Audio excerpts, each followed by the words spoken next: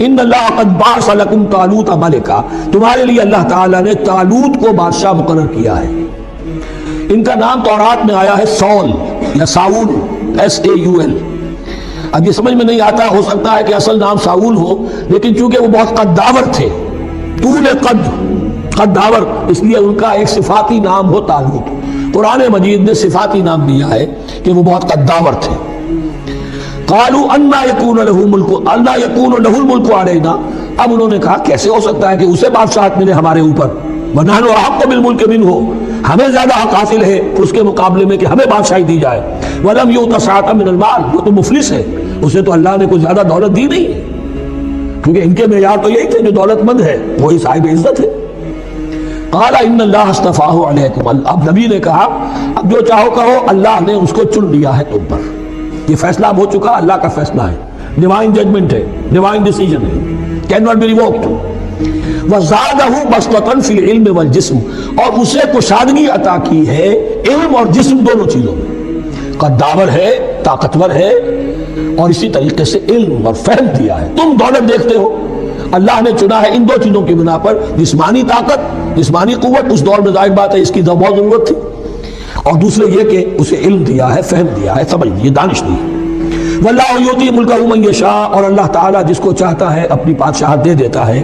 واللہ واسع علیم، اللہ بہت سمائی والا ہے، واسع، اس کی وسعت جو ہے وہ عطا ہے، اور علیم، اور سب کچھ واسع علیم، جاننے والا ہے، یعنی وہ جس کو جو کچھ دیتا ہے بربنائے علم دیتا ہے، کون اس کا مستحق ہے۔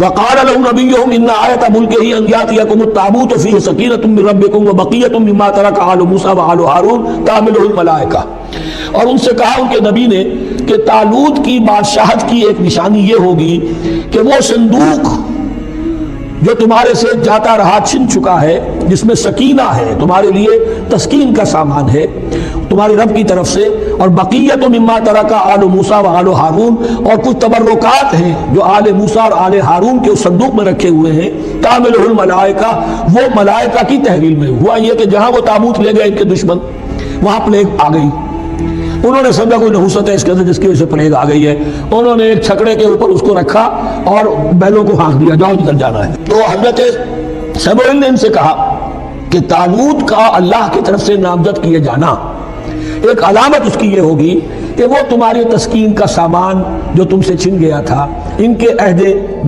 عمارت میں یا ان کے عہد ملوکیت میں تمہیں واپس مل جائے گا، اور وہ فرشتوں کی تحویل میں ہے۔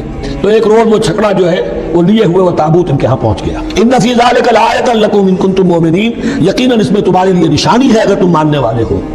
فلما فصل طالوت بالجنود، اب جب حضرت طالوت اپنے لشکروں کو لے کر چلے، ان میں سے جو لوگ تو انکار کر گئے رہ گئے، جو لوگ چلے ساتھ ان کو لے کر چلے۔ قال ان اللہ مبتلیکم بنہر، انہوں نے فرمایا اپنے لشکر والوں سے اللہ تعالیٰ تمہاری ایک آزمائش کرے گا ایک نہر سے، دریا سے، یہی جو ہے جارڈن ریور جارڈن، اس کو کراس کر کے پھر حملہ کرنا تھا۔ فمن شرب منہ فلیس منی، جو اس میں سے پیٹ بھر کر پانی پیے گا وہ مجھ میں سے نہیں ہے۔ فمن لم یطعمہ فإنہ منی، جو اس میں سے پانی نہیں پیے گا وہ میرا ساتھی ہے۔ الا من اغترف غرفۃ بیدہ، سوائے اس کے کہ کوئی صرف اپنے چلو سے اور وہ کچھ وہ ایک گھونٹ لے لے۔ یہ اصل میں ہر کمانڈر کے لیے ضروری ہوتا ہے کہ کسی بھی بڑی جنگ سے پہلے اپنے ساتھیوں کا مورال دیکھے، ڈسپلن کی حالت دیکھے۔ تو جیسے حضور نے بھی غزوہ بدر سے قبل مشاورت کی تھی کہ مسلمانوں ایک لشکر آ رہا ہے جنوب سے کیل کانٹے سے لیس، اور ایک قافلہ آ رہا ہے شمال سے، اور اللہ نے ان دو میں سے ایک کا وعدہ کیا تمہیں ضرور ملے گا، بتاؤ کدھر چلے۔ اندازہ ہو گیا کچھ لوگ جو کمزوری دکھا رہے تھے انہوں نے کہا چلے جی پہلے قافلہ لوٹ لیں، اور جو لوگ تھے باہمت انہوں نے کہا جو حضور آپ کی ارادہ، جو آپ کا منشا ہو۔ تو یہاں بھی انہوں نے اس سے ٹیسٹ کیا ہے کہ آیا وہ میرے حکم کی پابندی کرتے ہیں یا نہیں کرتے۔ فشربوا منہ، تو ان سب نے، بہتوں نے پیا اس میں سے خوب جی بھر کر، الا قلیلا منہم، سوائے ان میں سے بہت کم تعداد میں۔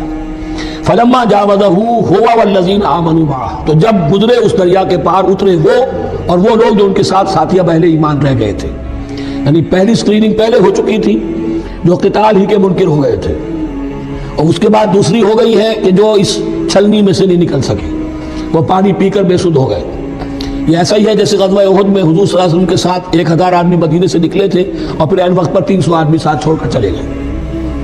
تو جب انہوں نے دریا پار کر لیا، انہوں نے ان کے ساتھی اہل ایمان نے قالوا لا طاقت لنا اليوم بجالوت وجنودہ، تو انہوں نے کہا کہ ہمارے اندر تو واقعتاً طاقت نہیں ہے کہ ہم جالوت کا اور اس کے لشکروں کا مقابلہ کر سکیں۔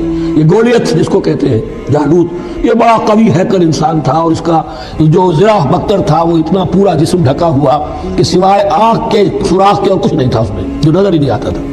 تو اس نے مبارزت کی اور کوئی بھی مقابلے پر نہیں آ رہا تھا۔ قال الذين يظنون انهم ملاقو الله كم من فئة قليلة غلبت فئة كثيرة باذن الله، تو کہا ان لوگوں نے جو یقین رکھتے تھے کہ اللہ سے ملاقات کرنی ہے، کہ کئی مرتبہ ایسا ہوا ہے، کتنی مرتبہ ایسا ہوا ہے کہ چھوٹی جماعت غالب آ گئی ہے بڑی جماعت پر اللہ کے حکم سے۔ یعنی آگے بڑھو، ہمت کرو، اپنی جو ہے کم ہمتی کا ثبوت نہ دو، اللہ تعالیٰ کی نصرت سے، اللہ کی مدد سے تمہیں فتح حاصل ہو جائے گی۔ واللہ مع الصابرین، اللہ تو صابروں کے ساتھ ہے۔ فلما برزوا لجالوت وجنودہ، تو جب وہ سامنے آئے جالوت اور اس کے لشکروں کے، برز ظاہر ہو جانا، سامنے آمنے سامنے آ جانا، اب ادھر ان کا لشکر ہے طالوت علیہ السلام کا، اور ادھر وہ جالوت کا لشکر ہے۔ قالوا، اب انہوں نے دعا کی، ربنا افرغ علینا صبرا، اے اللہ ہم پر صبر اڈھیل دے۔ یہ افرغ کا لفظ ہوتا ہے کسی برتن سے پانی اس طرح گرا دینا کسی کے اوپر کہ وہ برتن خالی ہو جائے، گھڑوں پانی ڈال دینا یا کچھ اور برتن میں سے۔ افرغ علینا صبرا، ہم پر صبر اڈھیل دے، صبر کی بارش فرما دے۔ ربنا افرغ علینا صبرا وثبت اقدامنا، اور ہمارے قدموں کو جما دے، وانصرنا علی القوم الکافرین، اور ہماری مدد فرما ان کافروں کے مقابلے میں۔ یہی دعا گویا کہ تلقین کی جا رہی ہے اہل ایمان کو کہ جب بدر کے موقع پر تمہارا مقابلہ ہوگا تو تمہیں یہ دعا کرنی چاہیے۔ فہزموہم باذن اللہ، تو انہوں نے بھگا دیا ان کو اللہ کے حکم سے، اللہ کی اذن سے، اللہ کی مشیت سے۔ وقتل داؤد و جالوتا، اور قتل کیا جالوت کو داؤد نے۔ یہ داؤد جو ہے تورات سے معلوم ہوتا گڈریے تھے، جنگلوں میں رہتے تھے اپنی بھیڑیں بکریاں لے کر، اور ان کے پاس ایک گوپیا ہوتا تھا، اس گوپیے کے اندر پتھر رکھ کر اس کو گھما کر وہ مارتے تھے، لیکن نشانہ اتنا صحیح تھا کہ اس سے وہ کہتے تھے کہ میں شیروں کے جبڑے توڑ دیتا ہوں۔ جب کبھی شیر آتے ہیں میرے بھیڑوں بکریوں کے گلوں پر حملے کے لیے، تو جب وہ آ گئے اتفاق سے، جب لشکر آمنے سامنے تھے، ادھر جالوت للکار رہا ہے کوئی میرے مقابلے میں، ادھر سب کے سب سہمے کھڑے ہیں، کوئی آگے نہیں نکل رہا، تو حضرت طالوت آئے، یہ حضرت داؤد آ گئے اتفاقاً۔ کہا معلوم ہوا کیا سچویشن ہے، یہ ہے کہ اچھا ٹھیک ہے، میں اس غیر مختون کا میں معاملہ کرتا ہوں، اس لیے کہ یہ ان کے یہاں سب سے بڑی گالی تھی۔ حضرت ابراہیم کی ملت میں ہے ختنہ، اور یہ جو کفار اور مشرک تھے ان کے یہاں ختنہ نہیں تھی، تو نامختون ہونا ان کے ہاں یہ سب سے بڑی گالی تھی۔ اس نامختون کا پھر جو ہے میں اس کو کیفر کردار تک پہنچاؤں گا، میرے پاس یہ گوپیا ہے اور میں تو شیروں کے جبڑے توڑ دیا کرتا ہوں۔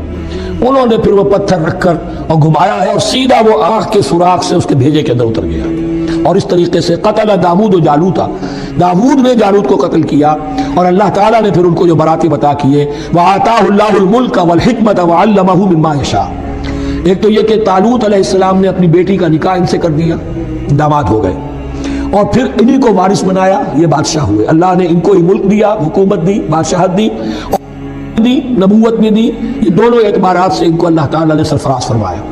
وَعَلَّمَهُ مِمَّا يَشَاءُ، اور پھر اسے سکھایا جو کچھ کہ اللہ نے چاہا۔ وَلَوْلَا دَفْعُ اللَّهِ النَّاسَ بَعْضَهُم بِبَعْضٍ، اور اگر اس طریقے سے اللہ ایک گروہ کو دوسرے کے ذریعے سے دفع نہ کرتا رہے، زمین میں فساد ہوتا ہے تو اللہ تعالیٰ کوئی شکل ایسی پیدا کرتا ہے کہ کسی اور گروہ کو سامنے لا کر مفسدوں کا خاتمہ کرتا ہے۔ اگر ایسا نہ ہوتا، وَلَوْلَا دَفْعُ اللَّهِ النَّاسَ بَعْضَهُم بِبَعْضٍ لَفَسَدَتِ الْأَرْضُ، تو زمین میں فساد ہی فساد پھیل گیا ہوتا۔ اللہ تعالیٰ نے ان جنگوں کے ذریعے سے ہر بڑا فرعون جو آتا، ہر فرعون موسیٰ، اللہ تعالیٰ نے کوئی نہ کوئی اس کے لیے علاج تجویز کیا ہوا ہے۔ وَلَوْلَا دَفْعُ اللَّهِ النَّاسَ بَعْضَهُم بِبَعْضٍ لَفَسَدَتِ الْأَرْضُ وَلَٰكِنَّ اللَّهَ ذُو فَضْلٍ عَلَى الْعَالَمِينَ، لیکن اللہ تعالیٰ تو تمام جہانوں پر بڑا فضل کرنے والا ہے۔